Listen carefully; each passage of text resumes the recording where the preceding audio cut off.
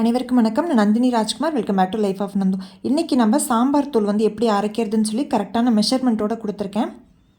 இந்த மெஷர்மெண்ட் பார்த்தீங்கன்னா கரெக்டாக 2 கிலோ சாம்பார் தூளுக்கான மெஷர்மெண்ட். இது வந்து இப்போ உங்களுக்கு 1 கிலோ வேணும் அப்படின்னா இதில் எல்லாத்துலேயுமே பாதி பாதி போட்டிங்கன்னா போதும்.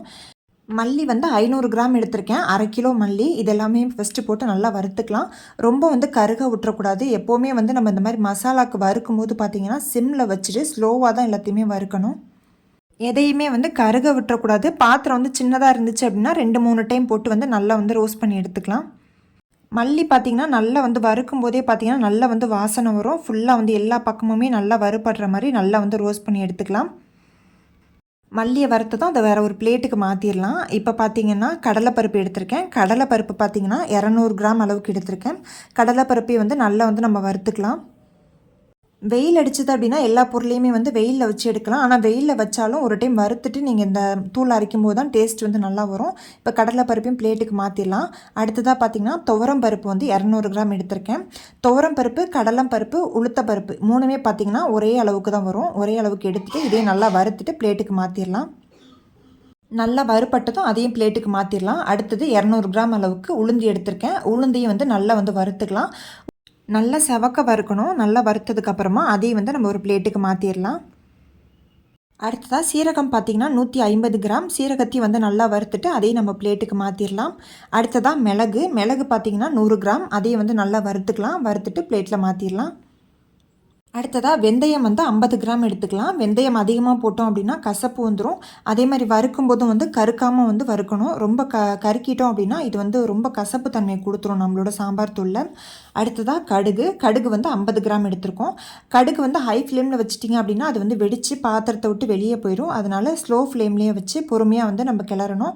அப்போ தான் வந்து கடுகு வந்து நல்லா வெடிக்கும். அந்த மாதிரி வெடித்ததுக்கப்புறமா நம்ம பிளேட்டுக்கு மாற்றிடலாம். கடுகு வந்து ரொம்ப நேரம் கருக்கிட்டிங்க அப்படின்னா இதுவும் வந்து கசப்பு கொடுத்துரும். அதனால் கடுகு வெந்தயம்லாம் வறுக்கும்போது வந்து ரொம்ப கவனமாக வந்து நம்ம வறுக்கணும். இல்லை அப்படின்னா நம்மளோட சாம்பார் தூளே வந்து ஃபுல்லாக வந்து டேஸ்ட்டே மாறிடும் உங்களுக்கு. இப்போ பாருங்கள் கடுகு வந்து வெடிக்க ஆரம்பிக்குது. இந்த மாதிரி எல்லா கடுகு வந்து வெடிக்கணும். அடுத்து பார்த்திங்கன்னா 100 கிராம் அளவுக்கு புழுங்கல் அரிசி எடுத்திருக்கேன். நீங்கள் பச்சை அரிசி இருந்துச்சுன்னா கூட சேர்த்துக்கலாம். இந்த அரிசியை வந்து நல்லா வறுத்துக்கலாம். அரிசி சேர்க்கறதுனால பார்த்திங்கன்னா நம்மளோட சாம்பார் வந்து கொஞ்சம் நல்லா திக்காக வரும்.